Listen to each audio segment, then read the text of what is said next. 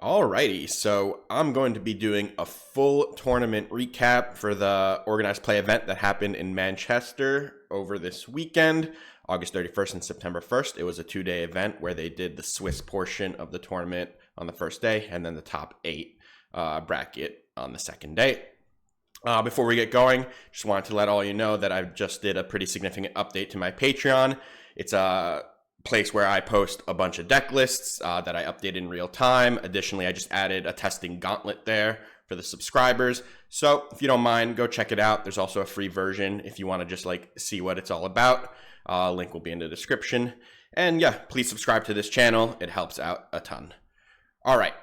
So the first thing I want to do is go over the metagame, what actually showed up. I think this is incredibly valuable for anyone that's trying to prepare for future tournaments.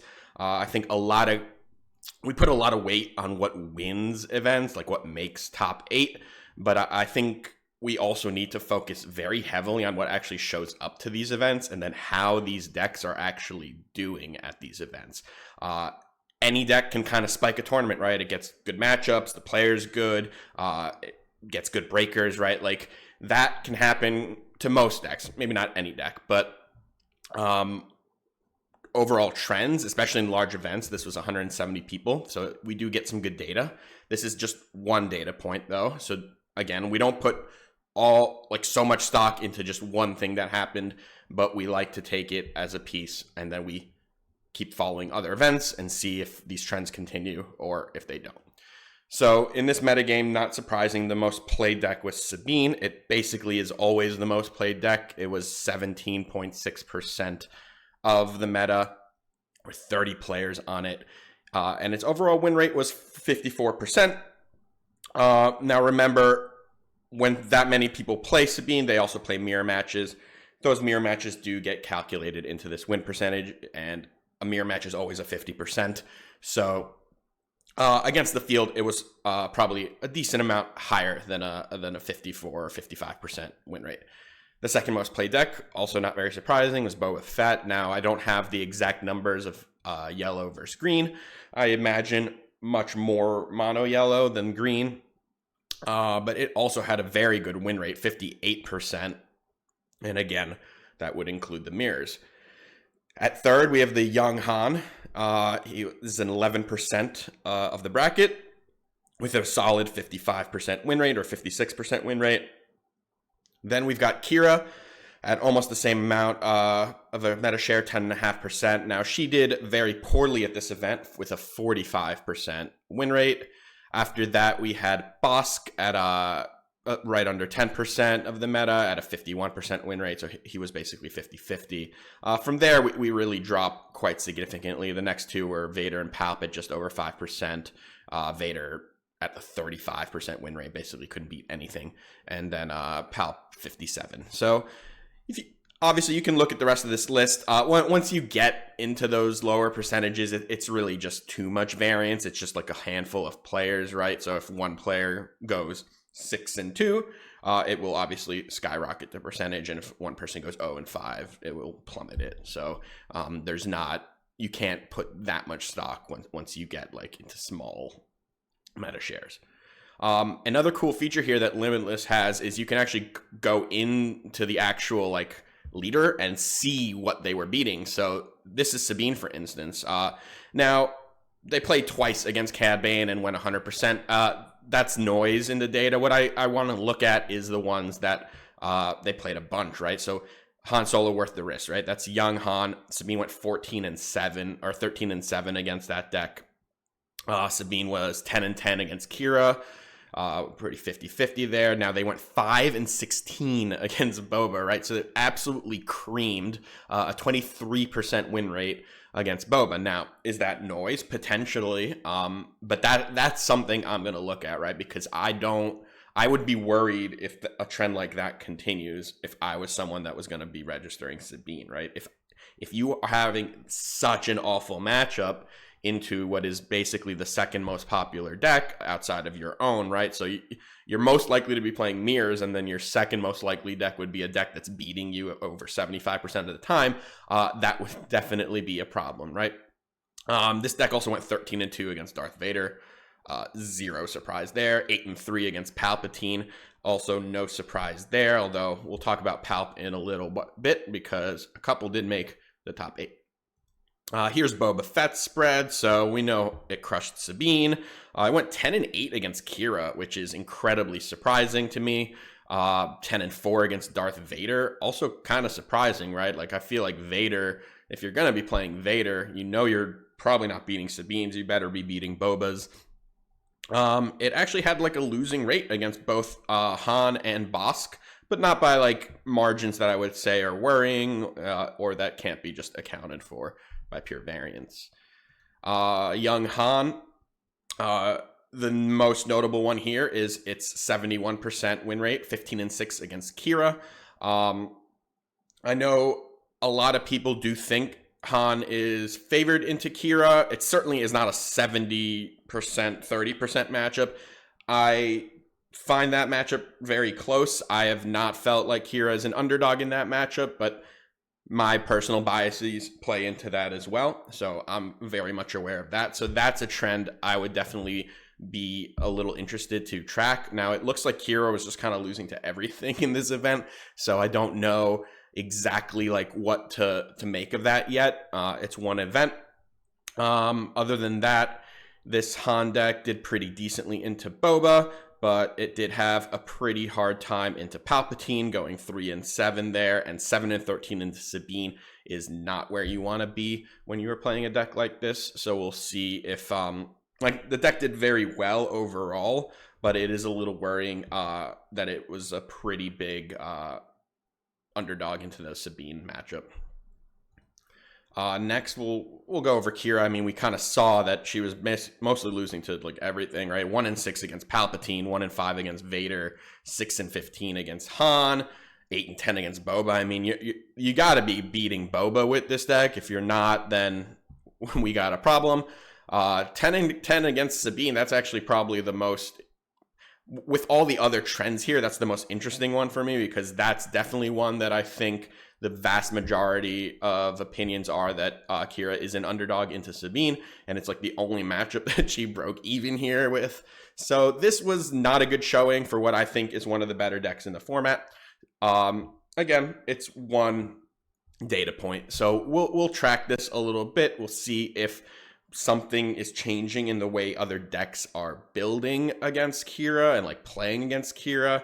If they've exploited something in this matchup, or if it's simply variance, piloting, or what else. All right, Bosk. Bosk was next. Bosk was mostly a 50-50 deck at this event. Not much to say here. I think Boss Green is quite a solid deck. It is definitely something I would prepare for too, because playing against it is pretty different than playing against a lot of other decks. So it's something I would probably recommend throwing in a testing bracket just to like see, like figure out lines. Now there are kind of two versions of it, like big ramp Bosk. Or little ramp Bosk, right? Usually the main separator there is the energy conversion lab if you're being more aggressive and you're playing less big things like Crate Dragon versus more ramp and trying to go really big. All right, Darth Vader I threw in here. He got absolutely hammered in this event. The only deck he kind of beat was Kira. Everything else, including Boba, was miserable for old Darth. Personally, if I was going to be playing one of these big villain leaders like Vader or Palp, I would gravitate more towards Palp. I don't think your matchup into Sabine gets substantially worse with Palpatine, and I think Palpatine is just cleaner into a lot of other decks. And we see Palp here. So Palp did well into Young Han, did well into Kira, did awful, well, pretty awful. I mean, there weren't that many people playing it, but 3-8 against Sabine. Now, I know 2 of those wins happened to be the same Palp player. He's playing a mono green Palp. He beat 2 Sabines in the Swiss. So basically every other Palp went 1-8 against Sabine. Palp was also 5-6 against Boba. Another worrying trend for me, like these decks that should be beating Boba, these control decks like Kira and Palpatine, if they're not beating Boba, I can't find a justification for ever playing them. So got to make sure that matchup is tight, because certainly a Palpatine into Sabine, you know you're kind of punting that for the most part. So you need to be really beating up on the second most popular deck, which is Boba. All right, so we did that. Now we're going to talk about the top 8. I'm going to break down every deck here too. So the bracket was as follows. It was a Boba Fett green was the number 1 seed. Played against the Sabine green is the 8th seed. Boba Fett won. Palpatine green was the 4 seed, playing a Young Han blue 5 seed. Palpatine green, mono green won. And then Boba Fett yellow versus a Palpatine blue. Palpatine blue won, and then a Boba Fett yellow versus a Rey yellow. Very interesting that a Rey yellow got into that top 8, but the Boba Fett yellow did knock her down. So we did have 2 Boba mono yellow Bobas and a Boba green in the top 8, and we had 2 Palps, a blue version and a mono green. So those were 5 of the 8, and then we had 1 ofs for Young Han blue, Rey yellow, and Sabine green. In the top 4, the Boba Fett green beat the Palpatine green, and the Palpatine blue beat the Boba Fett yellow. And then in the finals, which for some reason I didn't highlight in red, the Boba Fett green did beat the Palpatine blue to take down the final match. All right, so now we'll break down all the decks. Now, this is the first place deck. Went 8-0 in Swiss and then won the entire event. I'm going to make this part short. Now, this deck is 54 cards. I would not recommend playing 54 cards personally. I think all you're doing is lowering your chances of drawing other cards, right? Just mathematically, every card you add past the minimum slightly lowers the chance of you drawing something else. Now, those percentages can be very marginal, and it might not matter to you or some other people, and that's fine. This deck won. I'm not judging it as a whole. I just wanted to include like my opinions on deck building, which play the minimum because there's always a 51st worst card in your deck, or 52nd, or up to 54, depending on how many you're playing. And I would want to play the best 50 I can think of. Now, let's talk about the deck itself. I like Boba Green. Been working a bit on a version myself. It's on my Patreon. But Boba Green is quite good, I think. I think what this deck does better than its counterpart in yellow is it can go bigger and grind better. By having access to the ramp, you can justify playing like 7s and 8s. Now, this deck plays the full suite of Vaders and Mauls, so 3 of each and 2 reinforcement walkers. That's a pretty tidy package at the top end. You obviously get overwhelming barrage, which is really, really powerful with Boba because he's a cheap 4-power leader with a really big health pool, right? So it's pretty easy to set up massive overwhelming barrages. This deck doesn't look to me like it's focusing too much on enabling Boba's ability. It's not playing Energy Conversion Lab, right? So that lowers the density of ways to create like the 8 resource turn on his flip turn, because you don't have like a Zuckuss to ambush or like Steadfast Battalion from set 1, right? Like there was always like the other 5 drop to use with Energy Conversion Lab to create like your big 5+3 turn. Now, this deck really is just relying on Bosk to enable that, but I think for the most part the deck is just kind of okay not doing it very often. You can set up barrages, but to do the barrage as the 5+3, you need to have a unit in play to use barrage on before you flip Boba. And that's not usually what you're doing, because those units tend to be smaller than Boba, who you want to use barrage on. But overall, this deck is trying to grind. You see at the top there, you've got Cobb Vanth. That's a pretty grindy card. He's playing some patrolling V-Wings. Now, I don't love that card in general, but I kind of get it, right? Cobb Vanth can find those, so you're just kind of like chaining cards. It gives you more action economy too, like the patrolling V-Wings and the Salacious Crumbs. These are cheap cards. Salacious Crumb can create 2 actions on himself because of his, like, he can flip himself back into your hand. So there is some, like, action economy here with McClunky too. And yeah, this is not an aggro deck. It's not built like one. I mean, anytime you're playing Boba, you can aggro people out. You're still playing, like, really powerful 3-drops. Boba Leader is insane. He's playing 7 upgrades. It's a lot. That's probably where I'd look first to trim to get down from that 54, but 3 Boba's armor, 3 Hot Shot Blasters, and a jetpack. It's a lot of stuff there, so that can create situations where you become an aggro pretty quickly. I think Boba armor is pretty well positioned right now. A lot of decks have a bit of an issue with that, especially like newcomers like Han Blue. Basically, it's like rivals fall, and if they don't have that, they like Boba can just run away with the game. It can even put a dent into Kira, although Kira has better ways of dealing with it because they get power of the dark side, and Kira's flip also always a bit of a danger to flip into as Boba. Overall, having Waylays in the sideboard is another reason I think this deck might struggle to create that 8 resource turn. But again, I just don't think that was the priority here. This is a grindy mid-range deck that just leverages Boba's power, like pure power, right? He's the biggest, cheapest leader we have access to. Even if his ability is only triggering once or twice, if it just gives you enough action economy to play something else, that's sometimes all you need. I really like the Palpatine's return in this sideboard, especially when you're playing 3 Vaders and 3 Mauls.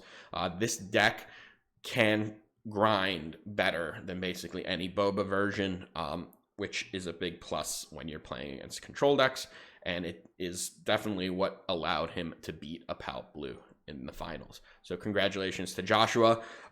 We're definitely going to be interested in like kind of following how Boba Green evolves, whether or not it should go back to Energy Conversion Lab and get some more in that flip turn, or if just the 30 health buffer is going to help it more into the early game and it doesn't need the power of that 8 resource turn as much. All right, second place was the Palpatine Blue. This was the 7th seed and went 6-2, but he won in the quarters and the semifinals. This is a pretty traditional like blue-green control deck. It's got all the ramp. The early game is filled with some officials in order to turn on the Emperor's Royal Guard. Now, this deck doesn't have that many officials, actually. It's 2 Yularen, 2 scanning officers from what I can see, so I actually feel that's a little light. I've been working on a Palpatine Blue that actually just dumps that whole package, the Emperor Royal Guard and all those green officials, to try and just like leverage a heavier blue density with Childson. And I think that's a version you can work on as well. But opted here for a more like traditional Royal Guard with a light official package. Royal Guard is obviously very good when it's a 3-cost 3/5 Sentinel. The top end here makes sense, right? It's Faders, Reinforcement Walkers, Snoke, and Avenger. Now Reinforcement Walker, that heal at the top end definitely is going to help stabilize a Palp. I think an official that pairs really well with Reinforcement Walker is Piet, so that would be one to consider as well, because getting that Walker ambush can really flip a game, especially against something like Sabine, where like if you gain 6 on that turn, be in good shape. This version is probably digging a little more into control. Like I see 3 super laser blasts, so he really is looking to reset before Palp flip for the most part, which is definitely an interesting way to do it, right? Clean the board and then leverage Palpatine's ability. Probably follow up with a cheap unit to throw at something, use Palp, and you kind of can run away from there. 3 Vigilance I like. I think that's like Palp needs as much help as he can in the early, like in stabilizing against aggro. Although, again, Palpatine, you're not playing this to beat Sabine, and it is not going to be favored into Sabine. But you do need to like concede a little bit of your deck for that matchup just because you're probably going to play it. And it's nice to maybe be able to spike a game against them. I would probably like to see top targets in the sideboard or maybe even in the main deck. They opted for Devotion. I think Devotion is cool, but when Sabines are playing something like Poe and can like ambush and kill your upgrade, that put me down a little bit on Devotion. But, you know, it is healing. It is recurring healing. It does make combat math a bit better, so that works out. There's no Overwhelming Barrage in this deck, which, you know, I don't hate it. Like, I think Palpatine has a bit of a tough time sometimes setting it up. I still play it. I still think even in the late game, like, I'd rather play it than, like, Rivals Fall, for instance. Just, like, it's your end game removal, especially when, like, capital ships start coming down. There are some situations early in the game where you can, like, get one off, but, you know, the power of the units in the early game doesn't really get bigger than 3. especially without like a Child's in. So it's really hard to get like a good overwhelming barrage in this deck. Like 6 is usually a magic number because that's like what lets you kill like 2 flying 3 health units, right? Like 6 is much better than 5. It is usually the difference between killing 2 things and 1 thing. And I see why I understand why there's no overwhelming barrage in this deck, although I'm not yet at the point where I would be going down to 0 there. All right, third place, which was also the 3rd seed, was a Boba Fett yellow. You know, there's a lot of versions of this deck at this point. You can do a lot of things. Like for only having access to 1 color, it's actually kind of impressive how different these decks can look sometimes. You can do basically like a full space version. You can do a full shield version. You can do like more of the traditional looking lists that like play ground and space and just like leverage the power of all the like cunning cards like Bodhi, Cantina Bouncer, Cunning. This looks like to me like more in that middle ground. Got Syndicate Lackeys in addition to Cantina Bouncer to try to set up a 5+8 flip turn. Got a couple Bodhies in there to try to hedge against like controlling matchups. 2 Hotshot Blasters, 2 Boba's Armor. I think that's a nice split. Like Boba's Armor is good into some matchups, but it's slow against a lot. And it's sometimes a little awkward to get it actually played on the flip turn because it's hard to like sequence a way to like generate the 8 resources if you like want to flip into a Boba's Armor. But honestly, that's kind of okay sometimes. Like even if you just like flip Boba, play Armor, play Hotshot Blaster from the row and just like turn him into an 8/9 that attacks, like that's 5 resources. You haven't done anything else, but now you might have an invincible leader. So I think maybe there is merit to not focusing so much on generating that 8 resources all the time. The Bounty Hunter package is cool. Toro, right? You got Toro, Boba. They're playing 3 Forloms, 1 Zuckuss. There's Greedos to try to flip Toro as well. If I'm going to play Toro, I do like to play Blaster because that you can sometimes get kind of crazy if you can get a ready up with your 5-power Toro. So I like that they included that. I like the sideboard with the Lurking Ties. I think you can also opt to main deck them, especially if you're going to play a heavier space version and just really try to like avoid interaction as much as possible. But yeah, clearly a very powerful deck still. Not much else to say about this one. All right, 4th place, Palpatine Green, 7-1 in the Swiss. Now, this is the Palpatine that went 2-0 against Sabine's in the Swiss. It's a data point I like to think about, but I also am not going to read too much into it. I still think this deck, after looking at it, is very much not good into Sabine. Kudos on Michael for taking 2 down. That's actually like incredibly impressive. But overall, this is just a big ramp deck. The early game is what it is. There's not that many options. I like the Gamorrean Retainers. He's playing a lot of officials. The officials turn on the Royal Guard, but then like the officials themselves just aren't very good units most of the time. Enterprising Lackey is a surprisingly very good card, or maybe not that surprising. It's just a 4-cost 5/5, right? That's how you turn on a good overwhelming barrage. He's opting for tons of Sentinels. I like that. Like 3 Black Suns and 3 Phase Troopers in addition to the Royal Guards is just a lot of like delaying. The top end, 3 Vaders, 3 Reinforcement Walkers, like it. Throwing in a couple capital ships in there, some more in the sideboard. I think that's solid. Interestingly, there's actually only 7 ramp in the main deck. They have 2 resupply. The last 2 resupplies are in the sideboard. So, they are hedging a little bit less into like the full ramp, although 7 is still a tremendous amount.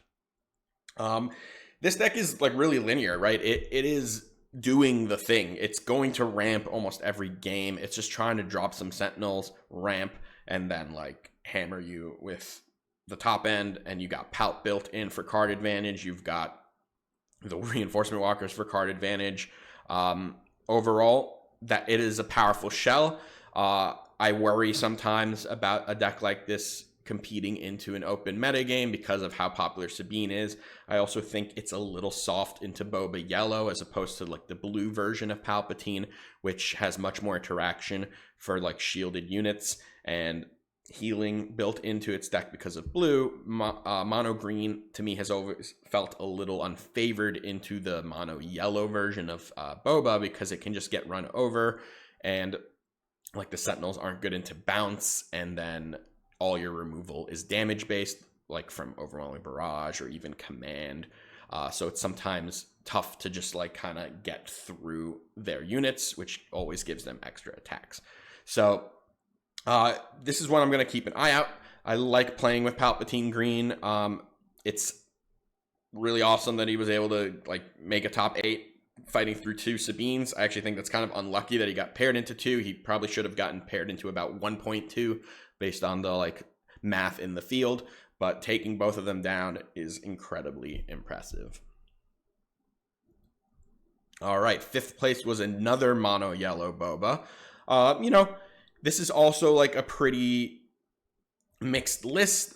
There are the Lurking Ties in the main deck here. A couple new adventures. New adventure is cool, especially like to just get an extra attack out of Fire Spray. I think that's like the biggest hammer it does. But like resetting things like that are about to die, or even sometimes resetting shields is nice as well. Now there's no Bodies in the main deck, so you're not getting that synergy until sideboard.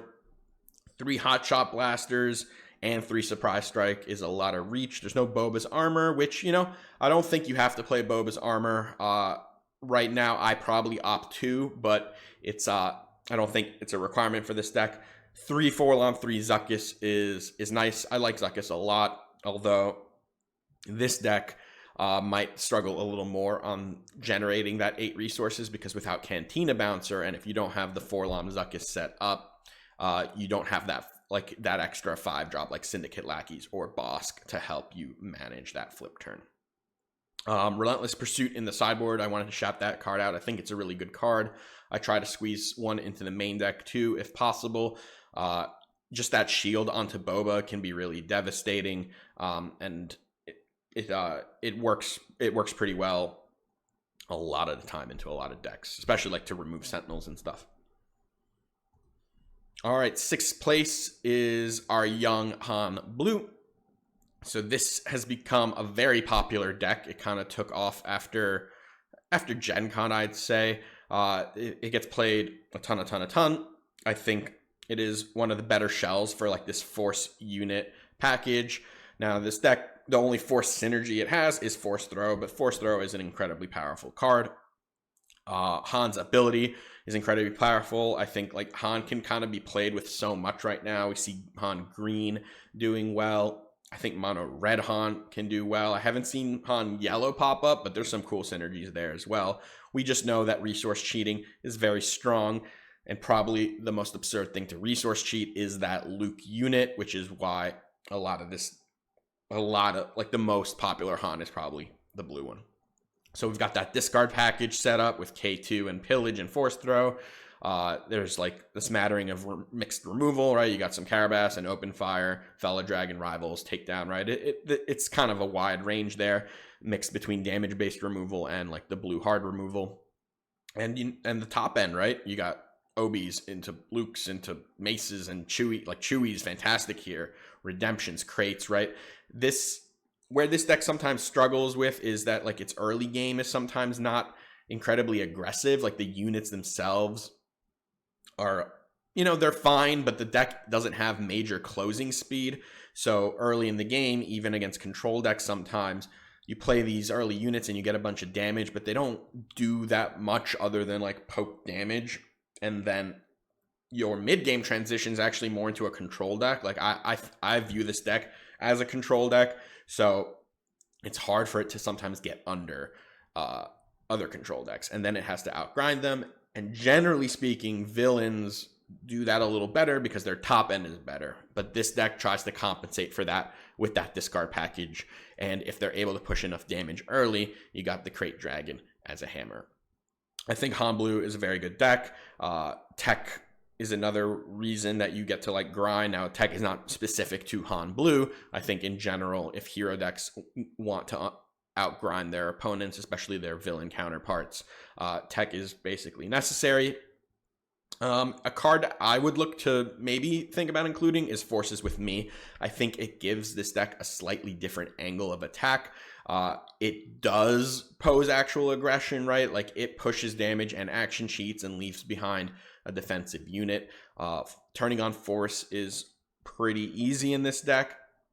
And I think right now it doesn't really have a way to like do something like that. Like Jedi Lightsaber would be another card that would be able to kind of push damage.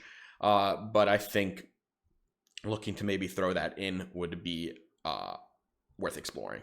I like the Mystic Reflections in the sideboard. They're not playing Make an Opening, but again, Mystic Reflection is a pretty cheap way to deal with things like TIE Phantoms and Seventh Fleet Defender. And in general, this deck sometimes does have a space problem. This main deck doesn't have Concord Dons either, so I do think this main deck, until it gets like the Mystic Reflections and the Concord Dawn, maybe even the Disabling Fang Fighters, is pretty soft into Space Rush. But overall, a good deck, and definitely one of the main metagame players right now. All right, 7th place is Ray Yellow. So this is, we're going to explore this one together. I've not seen a Ray Yellow do well at an event, so we get to kind of like review the first one. So what is Yellow doing for Ray that things like red or green or mono blue aren't? So let's look at the yellow cards. I think the first one that I'm very interested in is the Cartel Turncoat. So a turn 1 3/4 in space is scary. That is a really annoying card for a lot of decks to deal with. Chopper. So that's like more R2s. I think R2 is one of the better turn 1 plays these decks can usually make. They get a 2/5. Now Chopper's a 2/4, but 2/4 is hard to kill with most turn 1 plays. And then you've got this annoying thing that potentially could brick your opponent's turn. So that's an interesting little unit. The other yellow here is, Ezra and Tobias. They're not specific synergies with Ray, but Ezra is just a solid card. Tobias, he's statted well. There's 2 Tobias, 2 Kanan. They're both 4/5s. Tobias with the added bonus of being able to play from the resource row.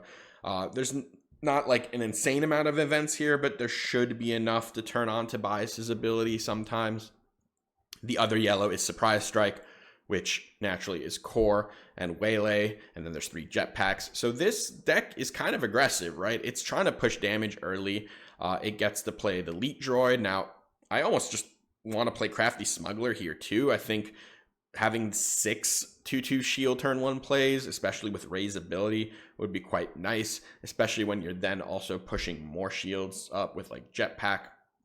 So this deck opts for like a larger top end. Like it's definitely an aggro start, but it does try to like kind of get through that mid game with like Mandalorian, Obi-Wan, and it's playing 3 Lukes and 2 Hans. So it's in between a little bit, like aggro with the Rebel synergy with like Fleet Lieutenant, Wing Leader, and these like early units, and then is transitioning into like a more mid-range top end.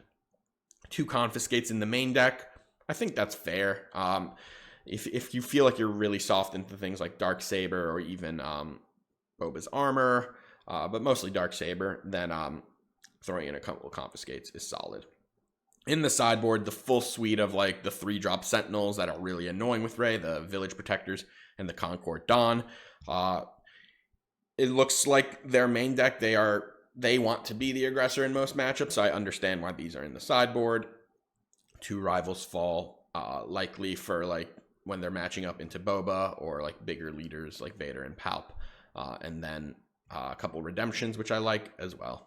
So this is a cool deck. It's different than things we've seen, right? So whenever something new comes out there, we gotta like review it a little bit, wonder if we can iterate on it a little. Like my first iteration would be 3 Crafty Smugglers. I really liked the idea of like that early shielded unit, and I would want more of them. But we see if this gave us kind of a framework for something new that can enter the metagame, or will this just be like a one-off? Alex here spiked 7-1, but then maybe we don't see Ray Yellow succeed very much in the future. And in 8th place, a classic Sabine Green. This was the 8th seed. And, Sabine Green's great. We got Dark Sabers here. I'd probably just play 3. I think if you're gonna play the Dark Saber, just draw the Dark Saber. It offers something to this deck that no other card here does. The early game Rebel units, they're all here. They're all in place. I see Alliance X-Wing nowadays. I think I see more Rebel Pathfinder potentially in that slot because of the shielded units mattering, like the Crafty Smuggler stuff. So it really depends on like where you want to hedge more. Dodonna's in the main deck is pretty cool. I get that. It messes with math.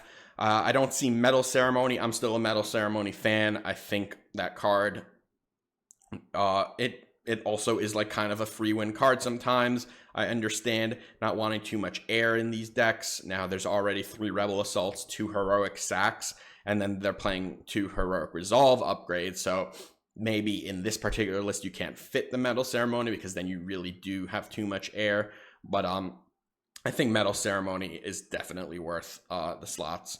But like overall, I don't have that many critiques. It's just like I'd probably play Metal Ceremony in the 3rd Dark Saber. Past that, this is a very tight list. And Sabine continues to be a very good deck. I know in this particular tournament, it did not do well at all into Boba, which is a bit of a problem, right? Like, I don't expect it to be favored into Boba, but it needs to win more than it did at a large event in order to like maintain its metagame share. Sideboard U-Wings, I guess they're trying to grind a little more than a typical Sabine. I like the Bright Hopes a lot. Sometimes I think that can even be a main deck card. Sundari Peacekeepers can be pretty good at in like racing situations. So I like a lot of what this list was doing. Mentioned a few things that I'd probably change, but overall, tight. All right. That's the recap. I hope you enjoyed it. Again, I'd focus a lot first at looking at like what the metagame percentages are, like that first bit that we talked about, because I think that's vitally important to like figuring out what's popular and what's being played. Past that, you do give a little more weight to top 8s just because, you know, people are going to gravitate towards lists that did well. But remember that the difference between a top 8 finish and not a top 8 finish can be one game, right? A 7-1 and then a 6-2, or even we had 2 6-2s enter this top 8, and there were a ton of 6-2s that didn't, right? So were they worse decks? No, we can't conclude that they were worse decks. They just have different tiebreakers, right? So I caution to put all the weight on just the top 8, but also keep an open mind about the trends in general and what else succeeded. All right. If you liked the video, please click that like button, subscribe to the channel, check out the Patreon, and until next time, take care.